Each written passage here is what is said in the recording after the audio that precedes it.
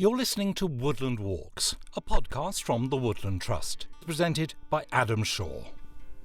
We protect woods and plant trees, for wildlife, for people.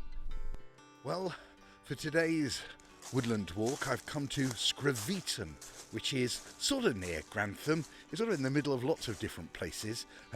First, a quick word about what on earth Screveton is. It's a small village, really. Interesting history around the word.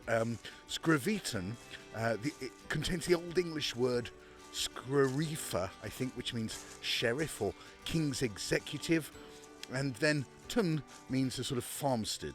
So really, the name of the village here means sheriff's farm, and I am coming to a particular farm, home farm, not the one from the Archers, but a completely different one, to look at how Woodland can work amongst farms. So this is not a Woodland Trust property. This is a commercial farm, and Ruth from the Woodland Trust is going to meet me at the entrance, rather frighteningly, with two bikes, because she says we're going to have to start with a little bike journey, and here she is. Two bikes. Oh my goodness, am I going to be okay? You're going to be absolutely fine. Okay, what are we doing? Right, we're going to look round some of the country lanes that we've got around here. Have a look at some of the hedgerows and trees and hedgerows where you can actually see some really good practices in terms of trees on farmland. That's what we want to show you today. We're going to have a ride round and then you can see for yourself just what it looks like. Okay. It's raining, we're going to get wet, aren't we? We're going to get very wet, but we're an outdoor charity, so that's okay. Okay, good. All right, let's do it.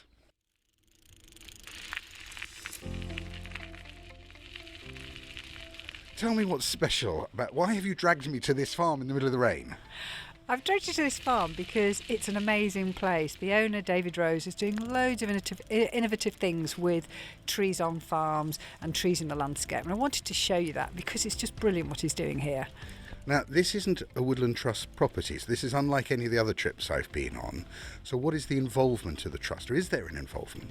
Yeah, there is an involvement. What's important for us is not just what we can do, because we can only do so much, we can only own so much land, but we want to encourage other people to be putting trees into landscapes, and farms are particularly important for doing this. There's a lot of land that they have, and if they can actually put trees into it, integrate it into those landscapes, it can make a big difference. So we want to encourage that. That's our role in this.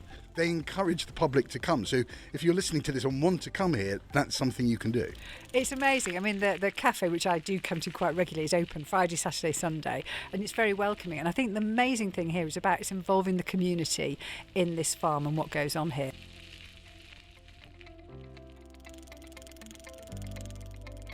So, this is the edge of Home Farm. We're cycling along it. And you can see actually they're just putting in new hedgerows, so lots of them are still not very mature. It's all part of a programme. Oh, I've just gone into the wrong gear, shows you how rubbish I am. There we are, pulling ahead of Ruth. My God, it's become a race. It does look a big farm, and I'm not very fit. Can I just ask at this stage, so I can pace myself, how long a cycle is this? I think we can make it quite a short cycle. We won't go around the whole farm. Okay, good. Because it's wonderful. We're going down the hill. But I happen to know that just means there's trouble ahead when we come back. Okay, so we're sort of getting a sense of the farm here, just avoiding the potholes. And I think what's really interesting and different about this particular Woodland Walk and this visit is not only that this is not a Woodland Trust, car coming, a Woodland Trust venue, but this is an attempt to see how you can, integrate trees into a working landscape which has got lots of other uses as well.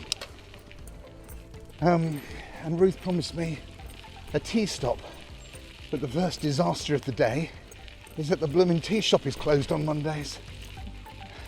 Completely mad. I didn't bring anything. I've got some licorice sweets. You like Percy pigs, don't you? I love Percy pigs. I haven't got any Percy. Do you like licorice sweets? I can learn to You, like you can learn. All right. I got them in my pocket, but I daren't reach for them at the moment. Got one hand on the recorder, one hand on the handlebars. Look, there's a little turning. You turn me. Well, if you want, I could go on for hours, but if you're flagging... You've done 3/4 of a mile. Well, that's my exercise for the week. What are we doing?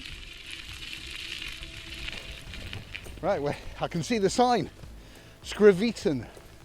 The rain started coming in just as we arrive.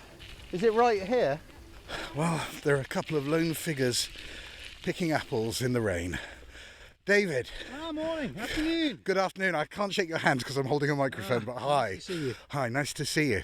So you're picking apples. We're picking apples, yes. I'm part of our agroforestry project here on the farm. Yeah, we've had a community group out from Nottingham working with mental health and children with learning difficulties, but they've just gone in. They got a bit wet, so they're going to get a bit warm. It's just the hardcore people out here at the moment. Right, yeah. So now, what really interests me about this is that you're a commercial farmer. This is your living here, and you've tried to do something beyond the ordinary farming and sort of incorporate trees into the landscape. Just tell me why that interested you and how that began.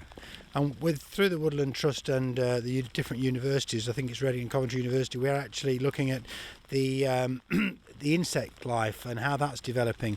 And so we're monitoring insect life to see whether that the good guys are coming out and beating the bad guys up, and we're actually reducing the amount of insecticide that we're going to use, because that's the main thing that we think we can have an influence on. Right. So I understand. So you think by planting trees and increasing biodiversity here, you may have to use less insecticide on your main commercial crops? That's what we're hoping for, yes. We've got 15 acres here with the rows of trees in, and that's our monoculture agroforestry. And we've got 15 acres next door, which is just monoculture.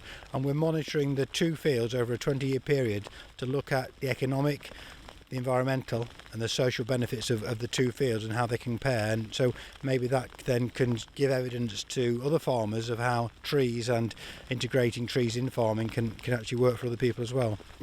As it was raining, we saw a whole bunch of people going the other way, trying to find some dry space. Tell me about their involvement, because they're not farmers, they're not paid help. That's the community getting involved, isn't it? They're people from Nottingham. They're working with Notts County Council, Notts City Council, trying to get people who haven't been out on the farm, and they're just loving it this morning. And I'm just getting wet through and everything, but they're loving it. And it's giving the people something to engage in, something they can feel that they feel part of. So, and then we're working with the Nottingham Police Commissioners to try and encourage people to get involved and engage with things that they enjoy, rather than getting sucked into gang culture or knife crime and that sort of thing. So I mean, most farms, they're businesses. You know, the farmer's busy, doesn't want people wandering in and out of their farm. But this is a very different farm. You're very open to people visiting, aren't you? You encourage it. We do. We do at certain times of the year, and we do in a controlled way. So we're here by the apple trees, getting very wet. There's a number of other things we want to see. Yeah. Can we go off and see that? Yeah, let's go. Where are we going to go? This is where we grow arable crops with our trees and nuts. We're going to take you down to the grass field where we've just planted 4,500 trees, and we've got a grass base there where we're going to be running sheep and goats on that enterprise. Fantastic. A long walk? No, not too far. In fact, we've got the Kubota buggy here, so why don't we go in that? I always want to go in a buggy. Let's go buggying. Okay, go. And since we've been putting a lot of wild bird cover down, the wild bird numbers have increased considerably, so we feel part of the nature aspect of what we do. Now we're just the other side of the apple trees there. You said to me earlier that it was part of a 20-year plan to see whether this increased biodiversity and whether it was good or not. I mean, that's an unbelievably long time scale. It takes that long to see if it's working properly. I've always believed that we are custodians. I genuinely believe trees offer a great financial, economic and social return for years to come, so that's why it's so important. Wow. So we've just got our forest school here. This is what they come once a week throughout the year, sometimes twice a week, and it provides a great classroom for people. I misunderstood that. I thought when you said a forest school, it was a school for foresters. No. Oh, okay, you're going to have to explain what on earth this school is then. Well, would you like to come and have a quick look? Go on then. Sorry, I'm only hesitating because it's so wet, but I should. Let's go. I've come a long way. We can't not see this. All right, let's go. Right. Oh, wow, look at this. All right, so we've come into, well, it's quite densely wooded, but there's a clearing in front of us. We run forest schools here where people come twice a week, and they've got like a cooking facility. They've got an area where they do music, they do drama, they utilise it, all the STEM-based activities, science, maths, English, and they do storytelling, they do all sorts of things. So it provides a great backdrop for people to learn about the countryside and about how to develop themselves and how to grow up. So these are kids who found traditional schooling difficult for one reason or another, and this is a different way into those subjects? That their children maybe struggle a little bit, or they're finding that they're getting pushed too much at that sort of age, and they're finding that up to that age of 7 or 8 that using alternative methods is best suited to that child. I've got mixed views on that. I think it's a shame that mainstream education can't have more opportunities to do what these guys are doing. So that's why we're trying to push different school groups to come out throughout the year and to enjoy woodland and trees and to learn all the many skills that you can through this facility. We're trying to get into the inner city schools to try and get them out. And when they come, they have a great day. So we are trying to make that facility for everybody. Yeah, because I'm a townie. I've always grown up in London. I think often for people like me, the connection to the natural world is quite difficult. You have to make a purposeful effort to reconnect because it's not surrounding you, and that's where it's more important to get the kids involved because they don't have a lot of green to run about in anyway. It's wet. Let's go back to the buggy. Okay, so this is a large area. We've recently planted trees. when did you... they've still got their guards on and everything. When were these put in the ground? So this is a project that we've been doing now for about 3 years. 4 years it was a year in the planning, and then 16, 17 we planted this half, and then 17, 18 we planted the other half. Now, how long have you lived on this farm? All my life.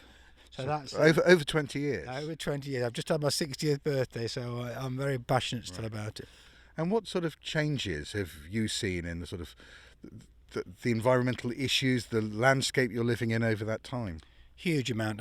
My grandma used to tell me that she used to go and pick fruit from the orchards and off the edge rows and sell them in the local market, and that's how she made her living. My grandfather used to go around with a milk cart and take milk round.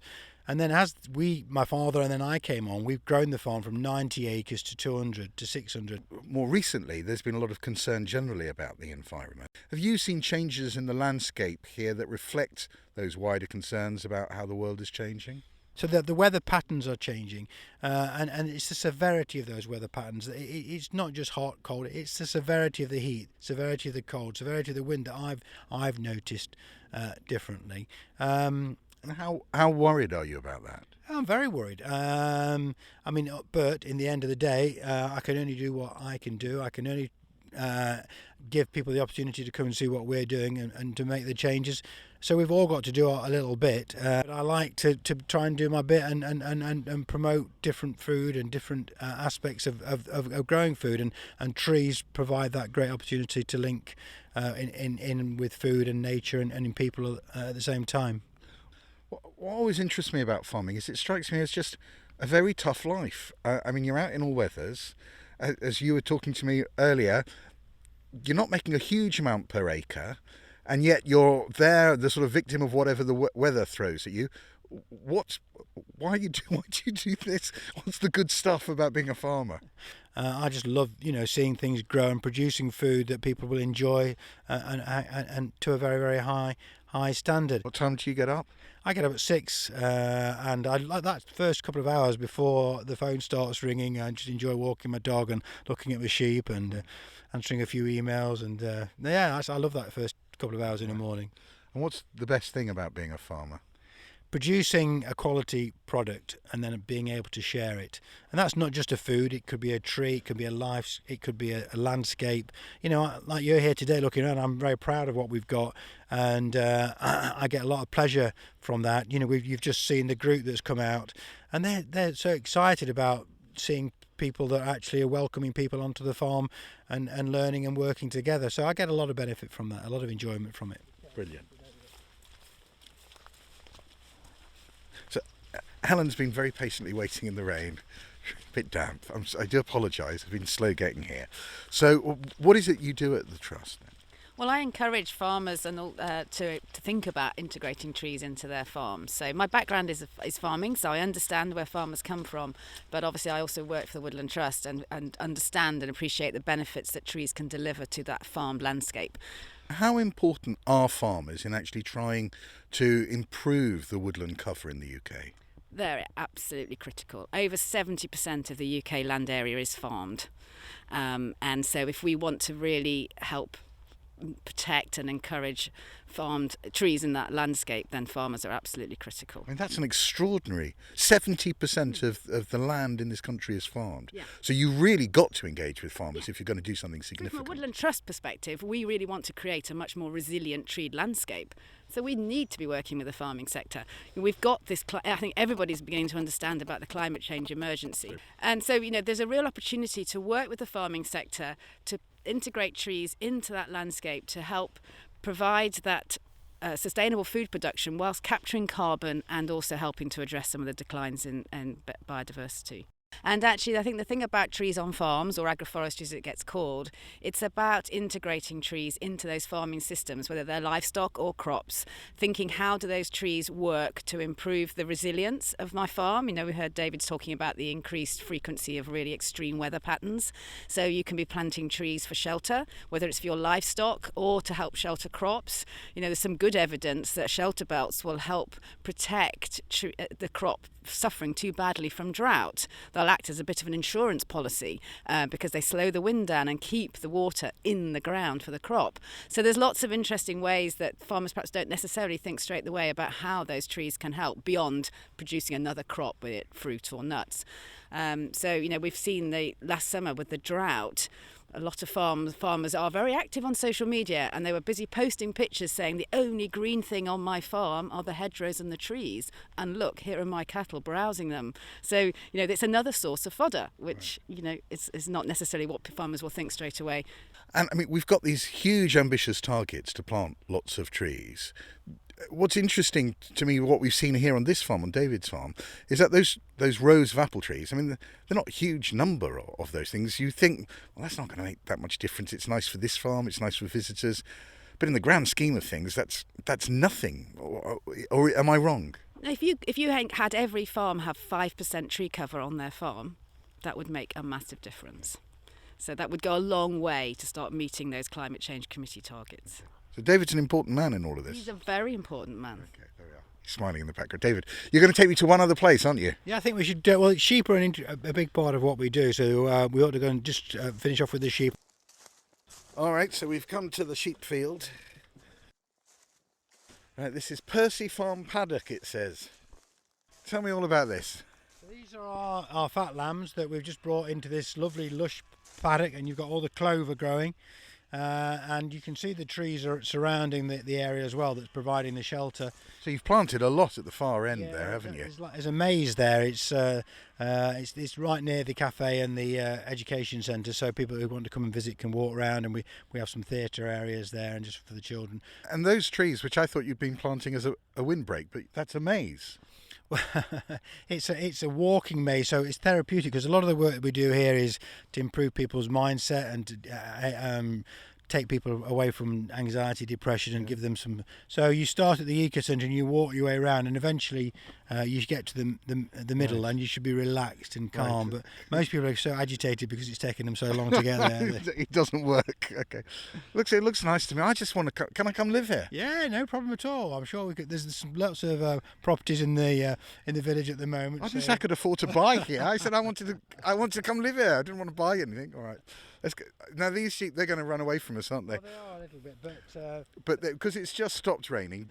They don't mind the rain too much. It's the wind and the cold that they bite. That's why they turn the bums to the wind, and you can always tell. Is that how you can tell where the wind's coming from? Well, I think Look so. where the sheep bum is facing. That's where the wind's coming from.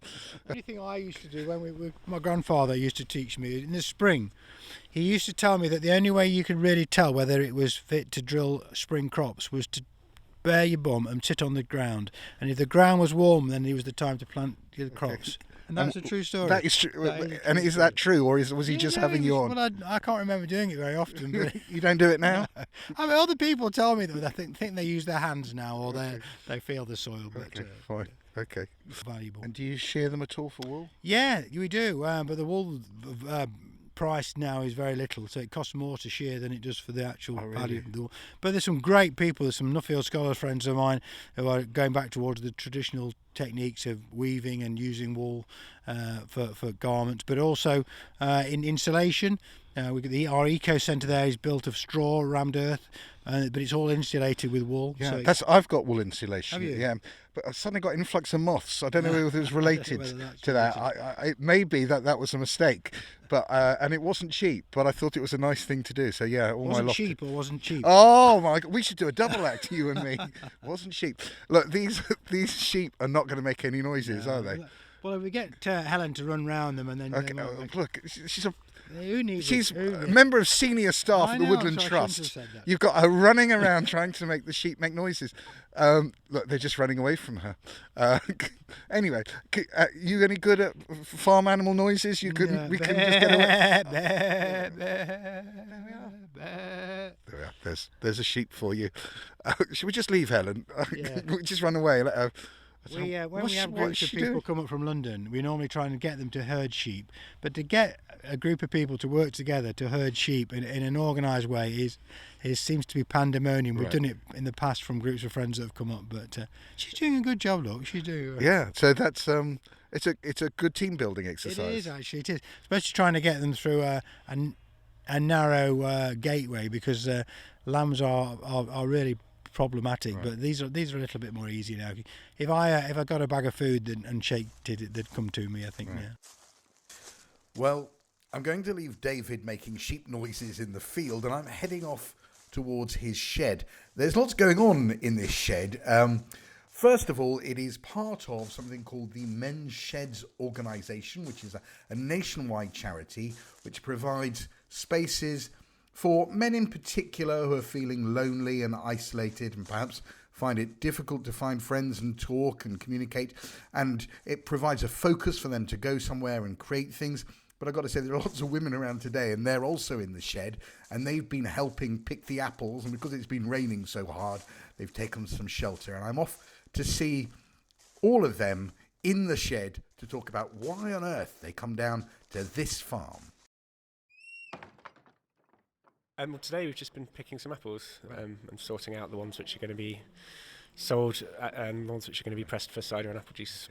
And are you all friends or family, or how do you all know each other? We were friends already, yeah. There are some people here who I didn't know beforehand, so it's a good way to make new friends as well. Yeah, that's great. And what attracted you to being involved here? Well, I got made redundant in the summer, so I haven't really had a lot to do, and it's better to try and give back and get involved in anything to do with the community than just sit about watching TV all day. How did you even hear about it? So just friends of ours are connected to this farm and have been down here before, and then just suggested they were coming down for the day, and I thought, well, might as well do something. I just wonder what it means to you, the sort of being connected to the natural world in this way, or because you live in the country, it sort of just doesn't mean very much, it's just everything, or does it mean something special in any way? I mean, I live in the city, so I think it's really important to go and reconnect, especially where your food comes from, because it seems to be quite a common thing these days that people don't really realise, or they don't see past the food in packaging in a supermarket, and it's good to come out and learn not only where the food comes from, but also where it's locally grown. It's very important to be buying local produce, reduce that carbon footprint, so it all links in together. And then not only that, but just being in the open air is just good for the soul. I lived in London for a lot of my life, and I still live in a built-up area, and I have to go and, what I call it, recharging my nature batteries and kind of like get out in nature. And yeah, as Andy said, it's good for the soul, and you just come back feeling kind of rejuvenated. I ultimately want to eventually end up living somewhere rural. I want my daughter to like understand where food comes from and why it's important not to be wasteful, and also get to sit on a tractor. To explain, she's driving a tractor, or pretending to drive, but it's a real tractor right behind us.